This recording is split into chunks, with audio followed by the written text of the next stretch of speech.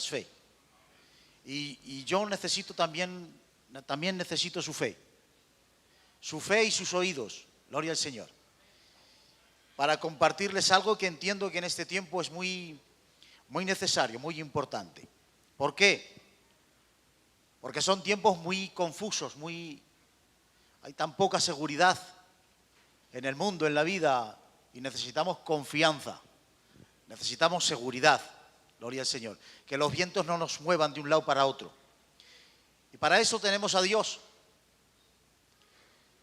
Pero para entender esto, hay que entender uno de los atributos de Dios más gloriosos que nos conceden esta seguridad. Lo que sucede es que este atributo del que vamos a hablar, generalmente en vez de crear seguridad, lo que crea es confusión. Por malentender este atributo, con el que más nos peleamos, el que más nos cuesta entender, y es la soberanía de Dios. Gloria al Señor. La soberanía de Dios a veces nos genera mucha confusión. Y malentender esta grandeza de Dios, en vez de crearnos consuelo, lo que crea es mucho conflicto. ¿De acuerdo? Vamos a tratar de darle explicación a esto. Va a haber una parte explicativa y otra parte aplicativa. ¿De acuerdo? Así que la primera parte solo necesito que ustedes me presten atención. Salmos 103, 19, dice la palabra del Señor: Jehová estableció en los cielos su trono y su reino domina sobre todos. Gloria al Señor. Miren, la soberanía de Dios se podía definir de muchas maneras, pero tiene que ver con la autoridad, con el poder, con el control y con la independencia de Dios. Amén. Cuando Dios quiere hacer algo, no hay quien se lo impida. No hay quien se lo impida. Pero además de todo esto es que Dios es soberano porque puede. Esto no es que estoy tratando de que porque por lo chulo que soy yo. No se trata de eso. Dios es soberano porque puede. Sus atributos le confieren esta grandeza. Gloria al Señor. Efesios nos habla de que Dios hace el propósito, dice, es el propósito del que efectúa todas las cosas según el designio de su voluntad. Quiere decir que todo lo que la voluntad de Dios quiere tiene cumplimiento en el modo, en la forma y en el tiempo. Ejemplo, Génesis capítulo 1 y versículo 3, dijo Dios, sea la luz. ¿Y qué dice el texto? Inmediatamente, y fue la luz. La orden dicha por el Creador se cumple estrictamente y milimétricamente conforme el Creador lo ha dicho. Gloria al Señor. Miren, la soberanía de Dios es ilimitada e ilimitable. No tiene límites, ni hay quien se los imponga. Gloria al Señor. Claro, si tú apuntas todo esto, luego te vas a dar cuenta en el conflicto que vamos a entrar. A la soberanía de Dios no lo limita el tiempo, porque es eterna. No lo limita el espacio, porque es omnipresente. No lo limita el desconocimiento, porque es omnisciente. Y no lo limita la incapacidad, porque es omnipotente. Dios es soberano porque puede serlo. Ahora, vamos a entrar en un conflicto bíblico, porque es que es necesario que entendamos el conflicto. Si no entendemos el conflicto, no vamos a recibir el consuelo y la grandeza de esto. Necesitamos entender cuál es el conflicto entre la soberanía de Dios y la responsabilidad del hombre. Porque esto es una tensión bíblica que no debemos tratar de solucionarla, porque en el momento que tratamos de solucionar este conflicto bíblico, caemos en las peores doctrinas. Es una tensión bíblica que nosotros no podemos solucionar. La soberanía de Dios la enfatiza la Biblia de forma clara. Y la responsabilidad del hombre la enfatiza la Biblia de forma clara. Alguien decía que son como los dos raíles de un tren que nunca se van a juntar, solo se juntarán en el trono de Dios. Allá arriba lo entenderemos. Pero miren, de la misma manera que la Biblia es contundente con la soberanía de Dios, también nos muestra que a veces hay deseos de Dios aparentemente insatisfechos por la resistencia del hombre. Amén. Ejemplo, Mateo 23, 17. Dice Cristo: Jerusalén, Jerusalén, ¿cuántas veces quise y tú no quisiste? ¿Dan cuenta? Hay un deseo de Dios insatisfecho por la resistencia del hombre. ¿Os dais cuenta? En vano he azotado a mis hijos. Todo el día extendí mis manos y no me las recibisteis. Entonces, miren la tensión. Si Dios hace todo lo que quiere, cuando quiere y como quiere. Si cuando Dios quiere hacer algo, no hay quien se lo impida. Si su soberanía es sin límites e ilimitable, ¿cómo es que desea algo? El hombre se le opone. Entonces, si Dios quiere hacer algo, pero el hombre se le opone, ¿dónde está la soberanía de Dios? Ese es el conflicto bíblico, ¿de acuerdo? Ese es el conflicto. Ahora bien, tenemos que concluir y decir que la soberanía y la responsabilidad del hombre conviven de forma misteriosa en el mismo evento y en el mismo lugar, sin que la una anule la otra. Por ejemplo, dice Juan: he aquí me volví y vi a uno semejante al Hijo del Hombre, este es Cristo, en medio de los 7 candeleros de oro. Los 7 candeleros de oro representan las iglesias de Cristo. ¿Dónde está Cristo? En el medio. ¿Qué significado tiene esto? Que Cristo es el que gobierna su iglesia. Cristo es el Señor de su iglesia. Y para gobernarla, ¿está dónde? En el medio. Pero luego le dice a la Odisea, yo estoy a la puerta. ¿Dónde estás? O estás en el medio de tu iglesia, o estás en la puerta. ¿Cómo es esto? Misteriosamente. En mi soberanía sigo en el medio. En tu responsabilidad personal estoy en la puerta. ¿Y cómo solucionamos esto? No se puede. La soberanía y la responsabilidad de Dios conviven de forma misteriosa en el mismo evento. Este conflicto, vamos a entrar más de lleno ahora en Romanos 3, capítulo 3. Porque Pablo le viene a decir a Israel, a los judíos, que los judíos que no reciben a Cristo están fuera del plan de Dios.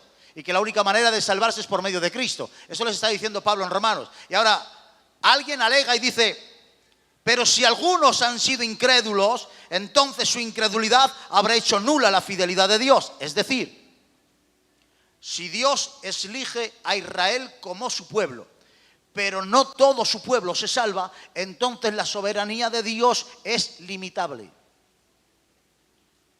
¿Lo ven? Este es el contraargumento contra Pablo. Entonces, Dios ha escogido a Israel para salvarlo, pero no todos se salvan y le resisten. Entonces Dios no es soberano por completo. Y ahora Pablo va a responder. Y dice, no responde en el capítulo 3.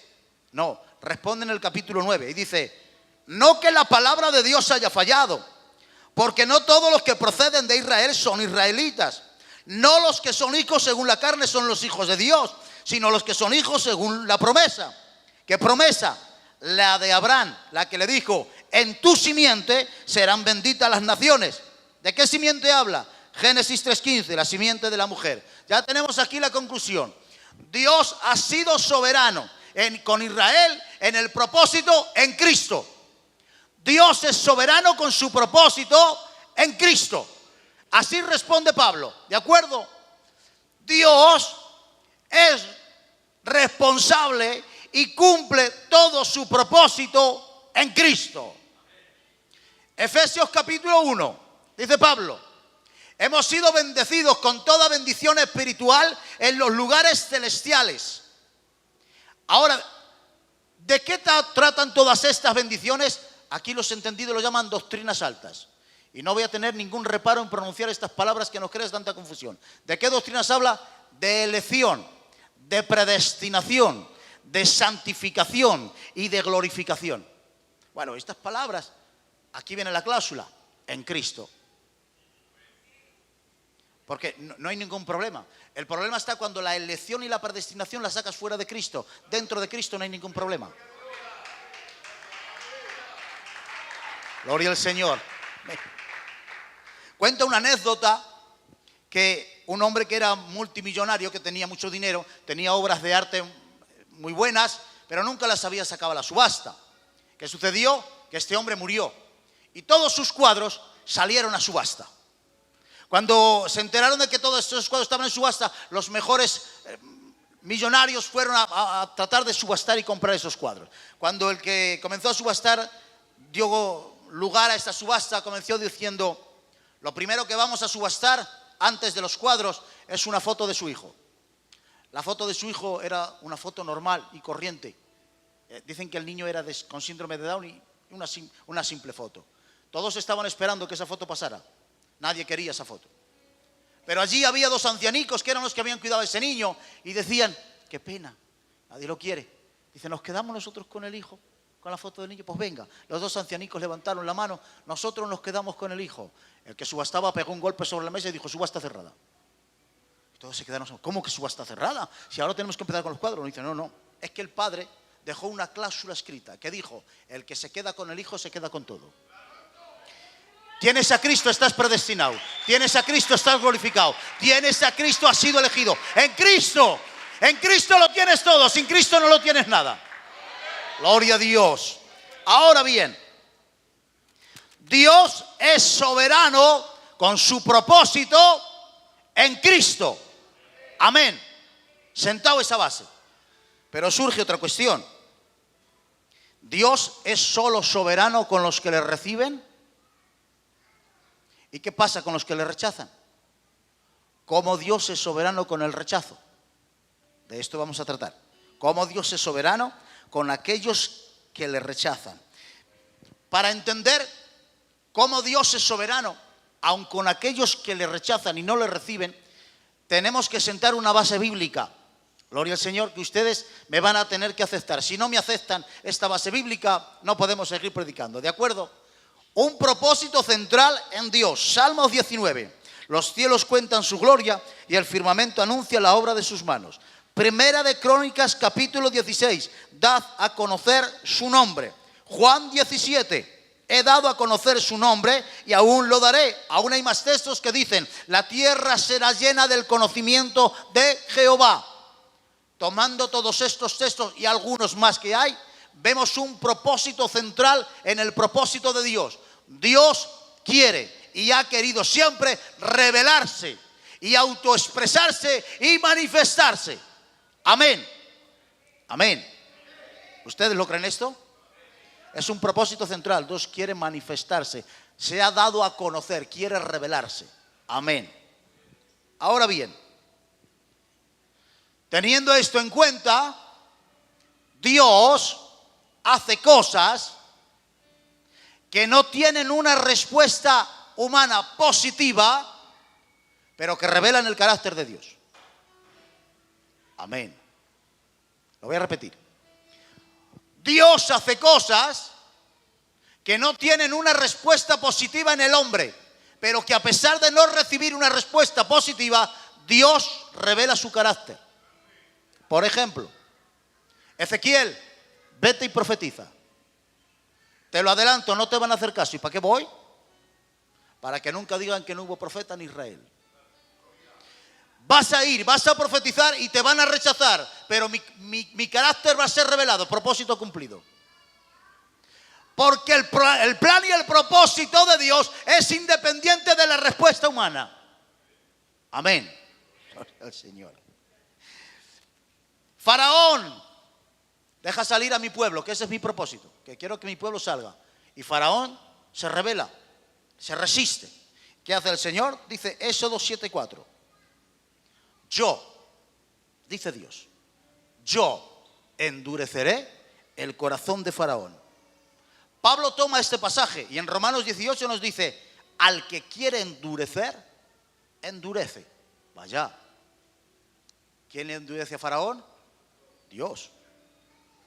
Más luego tú lees en Éxodo 9:34 y dice: y viendo Faraón que la lluvia había cesado, se obstinó en pecar y endurecieron su corazón, él y sus siervos, y el corazón de Faraón se endureció. ¿Cómo es esto? ¿Lo endureció Dios o se endureció Faraón? ¿Veis el conflicto? Mirad lo que dice en este otro texto y lo explicamos. Romanos 9:6. por esta razón, dice Dios, he hecho que estés en pie para hacer que veas mi fuerza y a fin, ahí está el propósito, y a fin de declarar mi nombre en toda la tierra. ¿Qué significa que estés en pie? Poner en escena pública, eso significa. Entonces, ¿cómo fue esto? ¿Lo endureció? No, miren, otra premisa bíblica. ¿Qué dice la palabra del Señor? Porque cuando hay un texto que parece que contradice el propósito y el plan de Dios, ese texto hay que leerlo a la luz de toda la Biblia. Vamos a la luz de toda la Biblia. ¿Qué dice el Salmo 51? En pecado he sido formado y en maldad me concibió mi madre. ¿Qué dice Romanos? Que no hay justo ni aun uno. Es decir, Dios no necesitaba hacer rebelde a Faraón. Faraón es rebelde por naturaleza. Dios no necesita endurecer el corazón de Faraón. Dios tiene el corazón endurecido por naturaleza. ¿Qué ha hecho Dios como soberano? Poner en escena aquella rebeldía que estaba escondida. Y la pone en escena para un propósito central: darse a conocer a todo el mundo. ¿Me están siguiendo, verdad? Gloria al Señor. Mirad, es un derecho soberano de Dios que las rebeldías escondidas las puede sacar a luz. Porque escúchame bien, Faraón solo necesitaba la oportunidad para poner en escena lo rebelde que era. Porque hay rebeldías que solo necesitan una oportunidad. No es que no estén, es que necesitan la oportunidad. Así sucede con nosotros. Hay muchas cosas escondidas que desconocemos de nosotros mismos. Y necesitamos la oportunidad para que eso que está dentro salga a la luz. En su derecho soberano, Dios puede hacer esto. Luzbel, que te paseas entre las piedras de fuego. A causa de tu esplendor se corrompió tu sabiduría. Perfecto fuiste en todos tus caminos hasta que se halló en ti maldad. Y dice el texto: yo pues saqué fuego del medio de ti. La rebelión de Luzbel era un susurro escondido. Subiré, me sentaré junto a las estrellas de Dios. Es un susurro escondido. Pero Dios, como el soberano, le hace la cesárea, mete su mano y aquella rebeldía escondida la saca a luz y la pone en escena pública. Si no, ninguno de nosotros nos hubiésemos enterado. Y esto es un derecho soberano de Dios. Escuchen bien. Conclusión. Dios no genera el mal, pero lo gobierna. Amén. Dios no genera ningún mal, pero sí es soberano para gobernarlo. De esta manera, la responsabilidad del hombre queda intacta y la soberanía de Dios sigue sentado en su trono. Porque el hombre actuó conforme a su deseo, pero jamás pudo desplazar el plan soberano de Dios. Amén. A veces tengo el sentido de que me estoy quedando solo, ¿verdad que no? Que están ustedes aquí conmigo. Amén. Propósito central: Dios quiere revelarse y manifestarse, pero el hombre parece que se le opone. La oposición responsable del hombre no solo no frustra el plan de Dios, sino que Dios, a pesar de ese carácter, de esa rebeldía, Dios se expresa en su gloria. ¿De acuerdo? Amén. Ahora vamos a ir un poco más allá. Hebreos capítulo 1. Dios, habiendo hablado muchas veces y de muchas maneras en este último tiempo, nos ha hablado por medio del Hijo. ¿De qué está hablando este texto? De la revelación histórica más grande que jamás ha hecho Dios. Es la encarnación del Verbo. Donde Dios más se ha expresado ha sido en Cristo. Amén. El texto dice: definitivamente se expresó Dios ahí. Amén. Pero a los suyos viene y los suyos no lo reciben. Dios que se expresa en Cristo, que es la mayor revelación, viene a los suyos y los suyos no lo reciben. ¿Se frustrará así el plan de Dios? No. Como un diamante sobre un tapiz negro, la rebeldía del hombre no va a hacer más que poner de manifiesto la misma gloria del carácter de Dios. ¿Por qué? Génesis 3:15. No sé si voy muy rápido o voy muy lento. Génesis 3:15. Serpiente, tú le herirás en el calcañar y él te aplastará la cabeza. En el mismo instante, miren la imagen, que tú le muerdes el calcañar, él te aplasta la cabeza. Es el mismo momento. Es el mismo momento histórico, es la cruz. Satanás envenena el corazón del Sanedrín para que lo lleven a la cruz. Llena de codicia el corazón de Judas para que lo traicione. Utilice la barbarie de Roma para que lo crucifique. Gloria al Señor. Todos lo quieren llevar a la cruz y acabar con él ahí. Pero justamente en la cruz donde quieren destruirle es donde Cristo le aplasta la cabeza a la serpiente. Aleluya. Aleluya.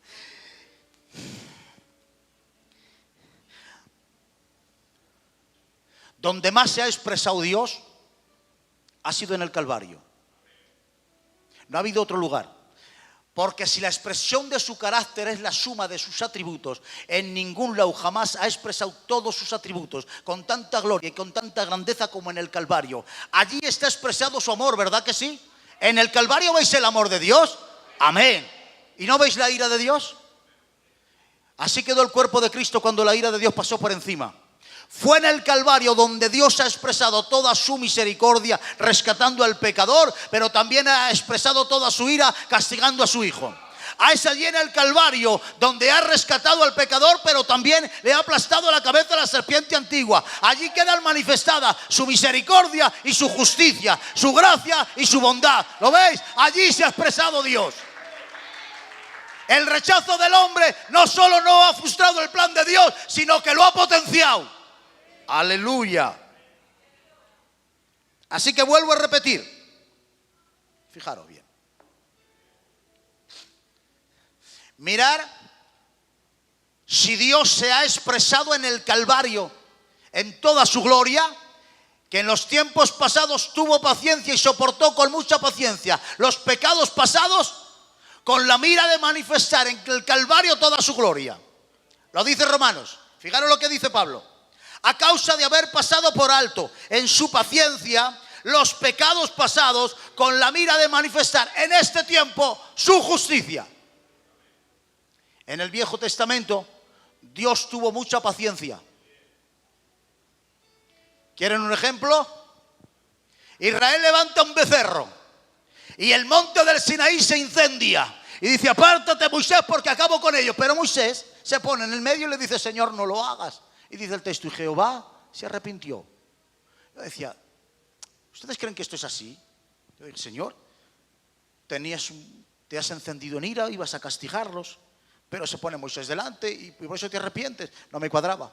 Si tú lees el texto te vas a dar cuenta de que eso es un cuadro redentor. Le dice Moisés, déjame ver tu gloria. Y dice Dios, sube. Cuando pase mi gloria pondré mi mano y cuando quite mi mano vas a ver mis espaldas. ¿Qué espaldas son esas?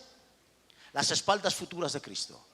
En otras palabras, Moisés, que si hoy no fulmino a este pueblo por el becerro que ha levantado, no es porque tú me lo digas, es porque este becerro y todos los becerros de toda la humanidad me lo voy a cobrar en esas espaldas. Porque si me lo cobro aquí, dejo el desierto vacío, pero si me lo cobro en estas espaldas, voy a llenar el cielo de redimidos. Hay más expresión de su gloria castigándolos en Cristo que castigándolos a ellos. Por eso tengo paciencia hoy. Por eso soporto con paciencia. Porque me los cobraré en aquellas espaldas. Aleluya. Dios no está detrás de la maldad de los hombres. Está delante. Aleluya. Dios no está detrás de la maldad del hombre. Va por delante. Es por eso que los judíos se entregan a Cristo por envidia, Judas lo traiciona por dinero y Roma lo crucifica por desprecio. Pero vuélvanse locos, Cristo ha sido crucificado antes de la fundación del mundo. Amén. El Sanedrín, Judas, Pilatos, que lo llevaron a la cruz, todos son responsables de sus actos. Pero a Cristo los llevó a la cruz el propósito de Dios. Lo que pasa es que a veces nos parece que Cristo es esclavo de las circunstancias. sin darnos cuenta que la soberanía se viste de humildad para en el último acto aparecer. Está en la sinagoga y se molestan y se enfadan con él y lo agarran de la solapa a Jesús y lo sacan y empiezan a empujarlo, y Jesús, el verbo de Dios, se deja empujar y venga el empujón y otro empujón y otro empujón. Dice el texto, y lo llevaron a la cima de la cumbre del monte para despeñarlo. Se deja empujar Jesús y se deja empujar hasta que llega a la cima. Y cuando llega a la cima, dice el texto de la palabra, y llegando a la cima Jesús pasó por el medio. Se dejó Jesús empujar y permitió a los hombres que fuesen tan malos como desearan.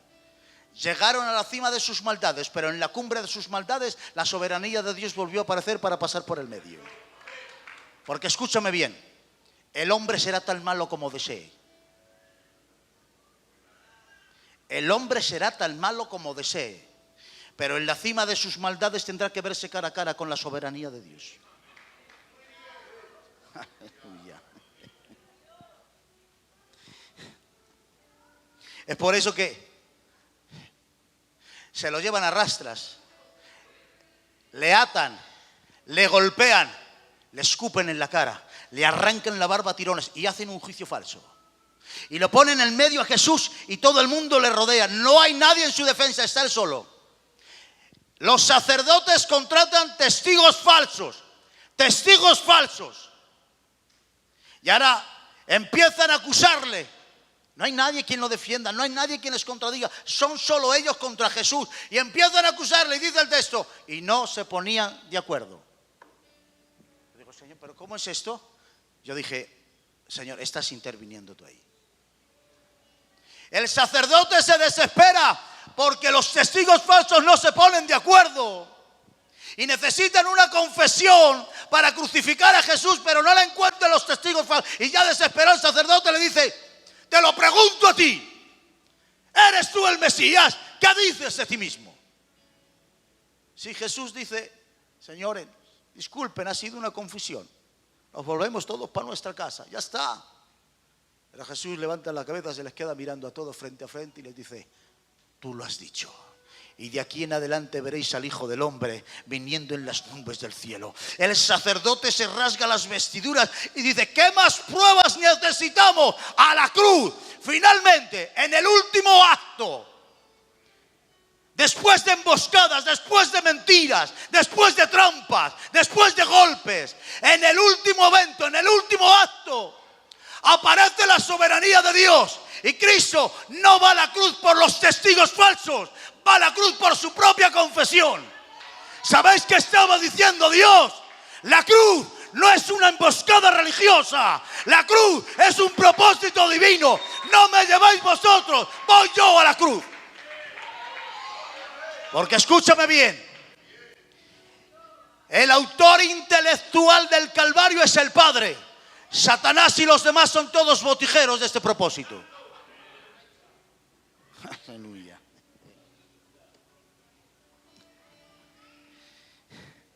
Porque Dios no obra, porque Dios obra en base a su naturaleza, independientemente de lo que hagan los hombres. Amén. Salió el sembrador a sembrar. ¿Quién siembra? El sembrador. El acto lo determina la naturaleza. ¿Y por qué siembras?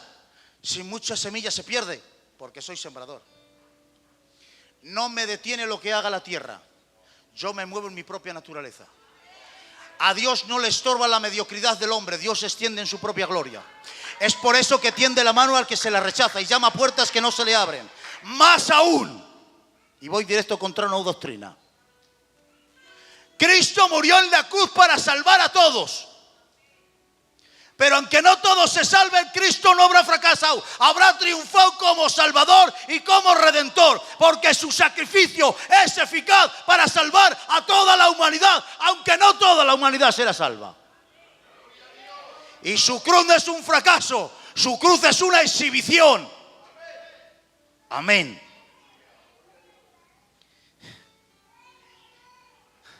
Vamos a las implicaciones para nosotros. Porque esto tiene muchas implicaciones para el redimido. Y dejarme decir una cosa. La soberanía de Dios es un refugio por encima de trampas y maldades. Esto es para ti. La soberanía de Dios para el redimido es un refugio por encima de trampas y maldades. José, por encima de las envidias de tus hermanos hay un sueño que cumplir. José, que lo entiende, que por encima de las envidias hay un propósito, cuando se ve cara a cara con sus hermanos, no le cuesta nada perdonarles. ¿Sabéis por qué no le cuesta nada perdonarles? Porque ha visto que por encima de esas maldades hay un propósito de Dios. Entender lo que la soberanía de Dios significa para ti hará que no te cueste nada perdonar a aquel que te está haciendo daño. Porque no te enfocarás en el que te está hiriendo. Sabrás que por encima de ese que te está hiriendo hay un plan y un propósito de Dios. Pero ¿qué sucede? Que gastamos demasiado tiempo en tratar con los hombres. Demasiado tiempo. Me asombra. Job no menciona a Satanás ni un solo instante. En todo el libro, no lo menciona. Porque Job no habla con medias espadas. Job solo se dirige a Dios. Cristo nunca se dirigió a los hombres. Nunca. ¿Lo veis? Todo lo que Cristo decía se dirigía al Padre. Présteme a mi atención. Cristo en la cruz no responde al malhechor que le injuria, ni al religioso que le maldice, ni a la multitud que se burla. Entender que la soberanía de Dios tiene el control de tu vida te ahorrará batallas sin sentido. Te lo voy a decir de otra manera. Deja de malgastar el tiempo con malhechores. Entiende que por encima de ellos hay un propósito de Dios. Gastamos demasiada vida en responder a malhechores que nos injurian y a religiosos que nos maldicen, sin saber que por encima de ellos hay un plan y un propósito de Dios. Deja de malgastar tu vida. ¿Sabe lo que dicen los entendidos? Que de vez en cuando a las águilas se le agarran atrás los cuervos. Tienen garras tan fuertes los cuervos que no hay manera de deshacerse de ellos, aunque dé vueltas y vueltas. ¿Sabéis cuál es la solución del águila? Elevar el vuelo hacia arriba y hacia arriba y hacia arriba. Porque sabe el águila que hay una cierta latitud donde los pulmones del cuervo se quedan sin oxígeno y tienen que soltarlo. Deja de gastar tiempo con los cuervos. Eleva tu mirada al plan y al propósito de Dios y todo lo que te está estorbando allí se quedará sin oxígeno. Deja de gastar tiempo. Aleluya.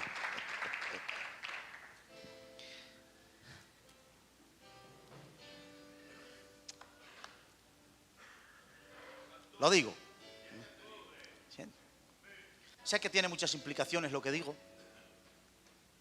Pero si Dios es soberano con los que le rechazan, ¿qué será con aquellos que le reciben? Piénsalo un poco. Porque si siendo enemigos fuimos reconciliados con Dios por la muerte de su Hijo, mucho más, estando reconciliados, seremos salvos por su vida. Romanos capítulo 11. Dice Pablo: ¿han tropezado los de Israel para que cayesen? El tropiezo de Israel, el rechazo de Israel a Cristo. ¿Han tropezado para que cayesen? Dice, de ninguna manera. Pero por su transgresión vino la salvación a los gentiles. ¿Cuál es el tropiezo de Israel? La crucifixión de Cristo. Le rechazaron, tropezaron y eso significa la crucifixión de Cristo. Pero la crucifixión de Cristo tiene un propósito doble, que es formar su iglesia de judíos y gentiles y de toda lengua y de toda nación. Aleluya. Y dice el texto, para provocar a Israel a celo. ¿Lo veis? Los judíos rechazan a Cristo. Ese es el tropiezo. Lo mandan a la cruz, creyendo que allí terminan con el plan. Pero a través de la cruz se forma la iglesia de Cristo. De formar la iglesia, que es el misterio escondido de judíos y gentiles. Y luego termina diciendo, para provocar a Israel a celo. Dios mío de mi vida. Un tropiezo que no termina en caída. Que detrás de ese tropiezo hay un propósito escondido. ese tropiezo lo ha gobernado la soberanía de Dios. Y aunque todos han sido responsables de su caída, detrás de la caída había un plan escondido de Dios. Porque Dios gobierna los tropiezos. Amén. Es por eso que los miedos del redimido, las angustias por el mañana y la preocupación que llega al desaliento es un mal entender la soberanía de Dios. ¿Tú te imaginas a tu hijo sentado en tu banco, en tu sofá allí, temblando de miedo en tu casa? ¿Pero por qué estás así? Esos miedos y estas tristezas desmedidas y esas angustias por el mañana es malentender. La soberanía para los hijos de Dios tiene el beneficio de la providencia. ¿Qué es la providencia? Es la suprema sabiduría de Dios para cuidar de sus hijos. Dejarme 10 minuticos y termino. La providencia es el beneficio de Dios para sus hijos que emana de su soberanía. Amén. Pedro, le dice Jesús, esta noche os vais a escandalizar de mí. Ahí está su conocimiento anticipado. Aleluya. Porque escrito está, lo digo muy despacio, porque escrito está, heriré al pastor y las ovejas serán dispersadas. Dos cosas. La herida del pastor es mía, dice Dios. La dispersión de las ovejas es suya. Hay dos actos. Un propósito soberano, herir al pastor, la crucifixión de Cristo, y un error de los hombres que serán dispersados. ¿Os dais cuenta? Pero termina el texto diciendo, pero cuando haya resucitado, iré delante de ellos a Galilea. Y está escrito, ¿qué está escrito? El propósito soberano de Dios de que Cristo muriera en la cruz, pero también está escrito el error de los hombres de abandonar a Jesús cuando se marcharon. Está todo escrito. ¿Lo ha escrito todo Dios? No. El hombre responsable escribirá sus propios renglones torcidos. Y es asombroso que en los renglones perfectos escritos del plan soberano de Dios están incluidas mis faltas de ortografía. En el plan recto y perfecto de Dios están incluidos mis fracasos. Y están incluidas mis deficiencias y mi mediocridad. Pero tranquilo y confía, esta historia la gobierna la soberanía de Dios. Por eso no hay tropiezo que te tumbe, no hay caída que acabe contigo, no hay tiniebla que pueda oscurecerte. La soberanía de Dios tiene el control absoluto de tu vida. Pedro, me vais a negar, dice Pedro. Yo no te niego. Y Jesús enfatiza y dice, Pedro, tú, hoy, esta noche, antes que el gallo cante 2 veces, tú me niegas 3. Qué control de la situación. ¿Quién niega? Pedro. ¿Cuándo? Hoy. ¿En qué momento del hoy? Esta noche. ¿Cuántas veces niega? 3. ¿Cuántas canta el gallo? 2.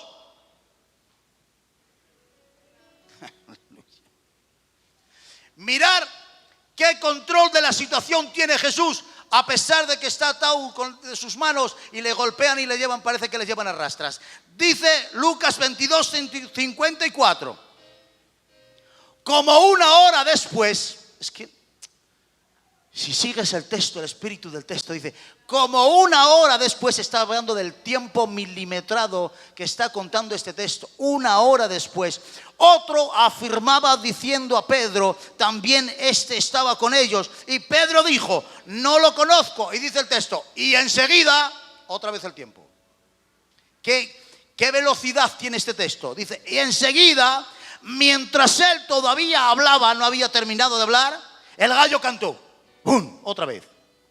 ¡Qué rapidez de sucesos! Mientras él todavía hablaba, llega la sirvienta, tú eres de ellos. Y dice Pedro, no, que no soy. Llega el soldado, tú eres de ellos. No, que no soy. Canta el gallo. Pedro ha perdido el control de la situación y se está ahogando. Mientras tanto, Jesús está dentro de la casa y le están acusando y le están golpeando. Pero qué cosas. Justo cuando canta el gallo, el dueño del cosmos, del espacio y del tiempo, que aunque va atado con las manos, sale justo en ese momento, ni un segundo antes, ni un segundo después. Y dice el texto, entonces Jesús vuelto lo miró. Lo tienen atado, parece que lo arrastran, pero Jesús es el que tiene el control de la situación y ha determinado salir en el mismo instante donde las acusaciones le están ahogando. Oh. Para Pedro esto no es nuevo. Hubo otra situación en la que creía que se ahogaba. ¿Recordáis cuando estaba caminando por encima de las olas? Se empieza a hundir, pero allí llega Jesús, le agarra de los pelos, lo levanta y dice, hombre de poca fe. Le pasó en alta mar y ahora le pasa en el patio. Y siempre apareció Jesús en el momento exacto. No sé en qué tempestad te estás ahogando, ni en qué patio estás fracasando. Solo sé que Jesús tiene el control exacto para salir a tu encuentro. No hay quien te ahogue, no hay quien te hunda, no hay quien te fracase.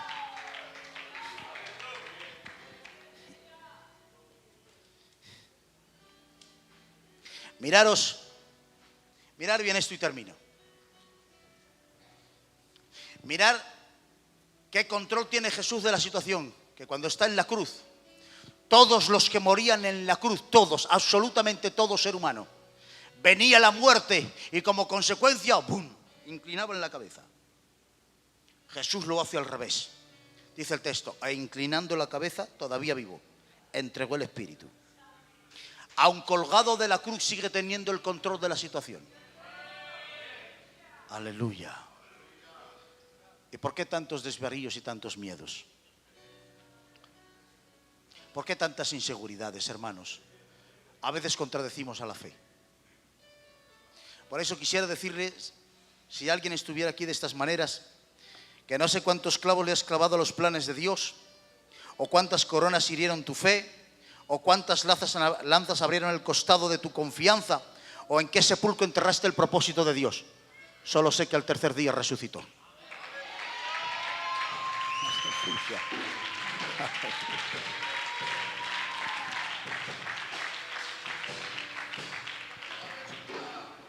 Para Pilatos la soberanía de Dios era una amenaza. Para Jesús era un refugio. ¿Qué es para ti la soberanía de Dios? Te voy a decir lo que más te va a hacer sufrir en la tierra. Lo que más te va a hacer sufrir. ¿Sabes cuál es? Pelear contra la soberanía de Dios. Jesús tuvo un conflicto en Getsemaní contra la soberanía de Dios. Señor, si es posible, pasa de mí esta copa. ¿Cuánto duró eso? 3 oraciones. Con 3 oraciones Jesús solucionó el problema. Y terminó ese Getsemaní y ese conflicto y esa agonía diciendo, Señor, hágase tu voluntad y no la mía. Hay Getsemanis demasiado prolongados en el tiempo, porque no aprendes a decir y a terminar ese conflicto diciendo, hágase tu voluntad y no la mía. Hasta que no aprendas a entender que Dios es soberano, tus Getsemanis se van a prolongar en el tiempo. Deja de luchar contra la soberanía de Dios. Deja de pelear contra ella. ¿Sabéis? Jesús está en el Getsemaní y dice, Padre, todas las cosas son posibles para ti. Para ti no hay nada imposible, yo lo sé.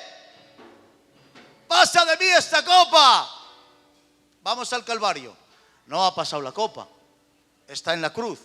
Pero Jesús vuelve a orar y levanta la cabeza y dice, ¡Padre! Vuelve a orar y le sigue llamando Padre. Aceptó la soberanía de Dios y la cruz no le reveló como hijo. No permitas que ninguna cruz te revele como hijo.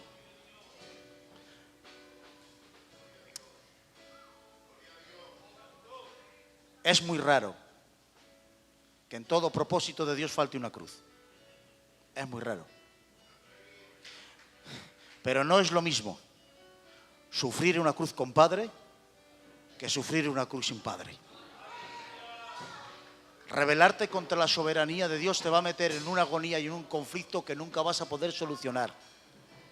¿Sabes cómo se curó y cómo se calmaron las agonías y los dolores de Getsemaní? Es increíble. Con los clavos de la cruz. El dolor de la agonía paradójicamente se termina en la cruz.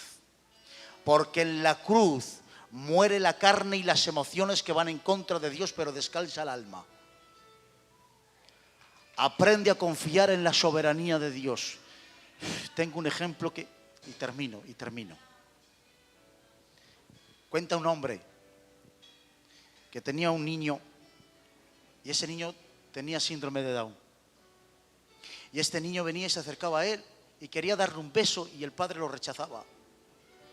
Y el niño iba otra vez detrás de él a darle un beso y el padre lo rechazaba.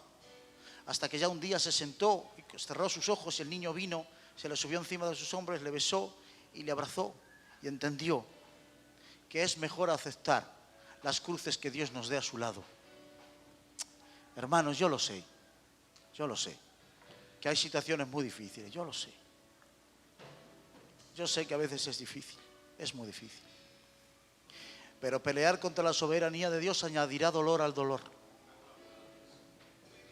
Añadirá dolor al dolor.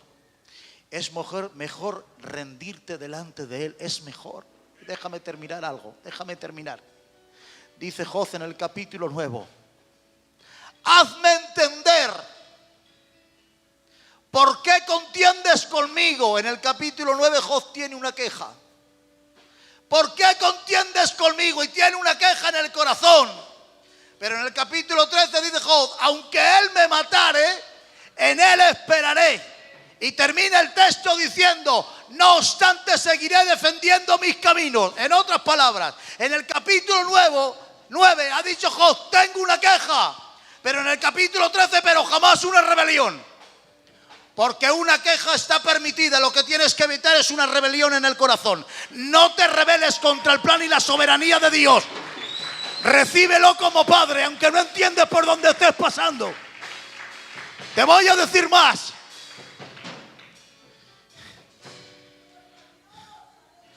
Job dice, aunque Él me matare, en Él esperaré. Dice, pero no obstante seguiré defendiendo mis caminos. Digo, viva Job. No entiendo por dónde me estás pasando, ni tan siquiera lo comparto. No estoy de acuerdo contigo. Defiendo mis caminos, pero jamás me rebelaré. ¿Sabéis por qué está mostrando Job? Que Job no es un esclavo sometido a un dueño cruel. Es un hijo confuso que no entiende. Se puede lanzar una queja, pero nunca una rebelión. El asalariado pide la cuenta y se marcha. Solo los hijos saben enfadarse con el padre. Enfádate si quieres, pero no te vayas de la casa. No te rebeles contra Él. No te levantes contra su soberanía. Acepta el plan de Dios para ti, aunque no lo comprendas. Cierra tus ojos 2 minutos que adoramos al Señor. Cierra tus ojos. Te necesito con tus ojos cerrados. Quiero reprender toda raíz de amargura en el corazón y toda rebeldía en el corazón que se haya levantado y todo puño que se haya levantado contra el cielo. Que todo conflicto con el Padre sea solucionado hoy. Alguien decía hace mucho tiempo, perdona a Dios. Sana tu corazón en la presencia del Señor. Porque lo que la teología no sana se cura con intimidad. Solo la presencia del Señor puede calmar los dolores. No entender a Dios no es suficiente para rebelarte contra Él. Cierra, sigue con tus ojos cerrados, adorando al Señor. Sigue con tus ojos cerrados, poner esa música alta. Y si quieres adorar un instante conmigo a Dios, ¿quieres ponerte de pie un instante? Ponte de pie un instante conmigo, por favor. Y adoramos al Señor, solo un instante. Adora al Señor.